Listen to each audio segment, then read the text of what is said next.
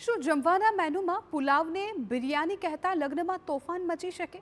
કદાચ આપને નવાઈ લાગશે, પરંતુ અમદાવાદમાં આવી જ એક ચોંકાવનારી ઘટના આવી છે સામે. અમદાવાદના કુબેરનગર સ્થિત સિંધુ હોલમાં યોજાયેલા લગ્ન પ્રસંગમાં અચાનક ધમાલ મચી ગઈ. કન્યા પક્ષે જાન પક્ષને જમવાના મેનુમાં બિરયાની હોવાનું કહ્યું હતું, પરંતુ જમવામાં પુલાવ નીકળતા બંને પક્ષો વચ્ચે બોલાચાલી શરૂ થઈ ગઈ હતી. થોડી જ વારમાં મામલો મારામારી સુધી પહોંચી ગયો હતો. કન્યા પક્ષનો આરોપ છે કે વરરાજા અને તેના સંબંધીઓએ તેમના પર હુમલો કર્યો હતો. મારામારી દરમિયાન લોખંડના જારા, તાવેઠા અને છરી જેવા હથિયારોના ઉપયોગના આક્ષેપ પણ થયા છે. ઘટનામાં બંને પક્ષના અનેક લોકો ઇજાગ્રસ્ત થયા હતા. તેમને સારવાર માટે સિવિલ હોસ્પિટલમાં ખસેડવામાં આવ્યા હતા. કન્યાના પિતા અને કાકીને પણ ઈજા પહોંચી હોવાનું આવ્યું છે સામે. સાથે જ કન્યા પક્ષે સોનાના દાગીના ગુમ થયાનો પણ આક્ષેપ કર્યો છે. સમગ્ર મામલે મેઘાણીનગર પોલીસ સ્ટેશનમાં ફરિયાદ નોંધાઈ. પોલીસે વરરાજા અને તેના મિત્રની ધરપકડ કરી વધુ તપાસ હાથ ધરી.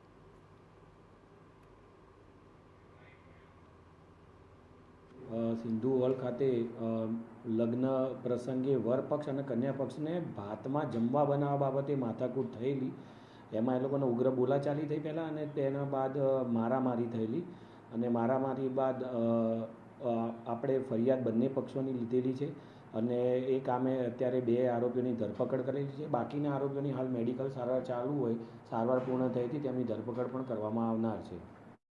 તો જે યુવતીના લગ્ન થવાના હતા એ હવે દાવો કરી રહી છે કે વરરાજાએ જ હુમલો કરાવ્યો હતો અને તેના સામે કડક કાર્યવાહી થવી જોઈએ.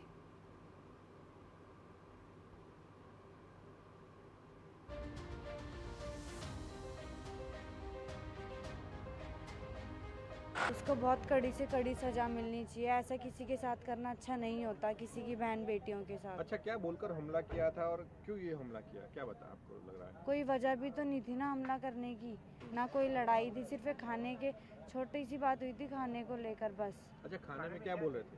चावल बनाए थे, उन्होंने कहा कुछ अच्छा खाना रखना चाहिए था। अच्छा, ये सागर जिसके साथ शादी होने, सागर क्या बोल रहा था? उसको कोई एतराज था इसका? सागर ने कुछ नहीं बोला इस बात पे। उसका भाई भड़क गया, उसका भाई लड़ने लग गया कि ऐसे क्यों बोल रहे हो, ऐसे क्यों बोल रहे हो। લગ્નના જમવાના મેનુમાં બિરયાનીની જગ્યાએ જાનૈયાઓને પુલાવ પીરસાતા વિવાદ શરૂ થયો હોવાનું પ્રાથમિક કારણ સામે આવ્યું છે.